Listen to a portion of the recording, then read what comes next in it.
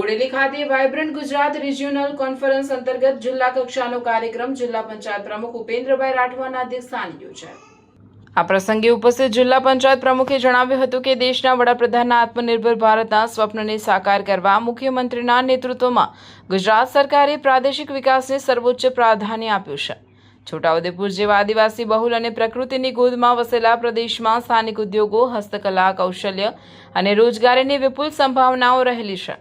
સરકારી યોજનાઓનો મહત્તમ લાભ છેવાડાના માનવી સુધી પહોંચાડીને જિલ્લાની આકાંક્ષાઓને વૈશ્વિક સ્તરે લઈ જવા વહીવટીતંત્ર પૂર્ણ પ્રતિબદ્ધતા સાથે કામ કરી રહ્યું છે।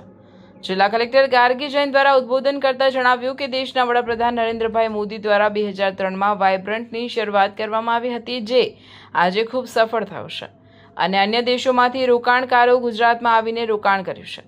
છોટાઉદેપુર જિલ્લો ખેતી અને પશુપાલન પર નિર્ભર છે, સાથે જિલ્લામાં વિશ્વવિખ્યાત સંખેડા ફર્નિચર, ડોલોમાઇટ અને રેતીના ઉદ્યોગ આવેલા છે।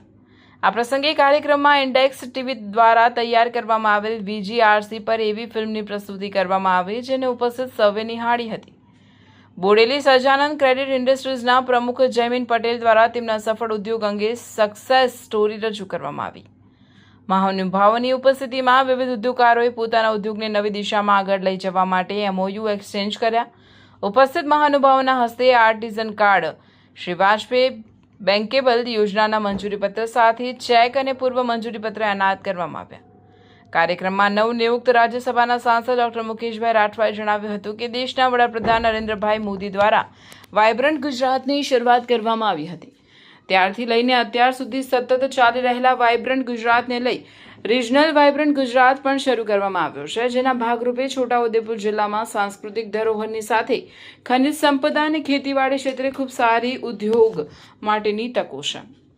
જિલ્લા કલેક્ટર ગાર્ગી જૈન, જિલ્લા વિકાસ અધિકારી સચિન કુમાર, પોલીસ અધિક્ષક ઇમ્તિયાઝ શેખ, મદદનીશ કલેક્ટર અને પ્રાંત અધિકારી મુસ્કાન ડાગર, મદદનીશ પોલીસ અધિક્ષક હર્ષ શર્મા, નિવાસી અધિક કલેક્ટર શૈલેષ ગોખલાણી, DRDAના નિયામક KD ભગત, બોડેલી પ્રાંત અધિકારી ભૂમિકા રાવલ, બોડેલી તાલુકા પંચાયત પ્રમુખ હેમલતાબેન કોડી, બોડેલી નગરપાલિકા પ્રમુખ ઉમેશ રાઠવા, કદવાલ તાલુકા પંચાયત પ્રમુખ રેખાબેન બારિયા, સંખેડા તાલુકા પંચાયત પ્રમુખ કલ્પનાબેન રાજપૂત, અન્ય પદાધિકારીઓ, જિલ્લા વહીવટીતંત્રના અધિકારીઓ સહિત મોટી સંખ્યામાં ઉદ્યોગકારો, રોકાણકારો ઉપસ્થિત રહ્યા હતા। રિપોર્ટર વિરેન્દ્રસિંહ દેસાઈ, સિનોર સમાચાર ન્યૂઝ, બોડેલી, છોટાઉદેપુર।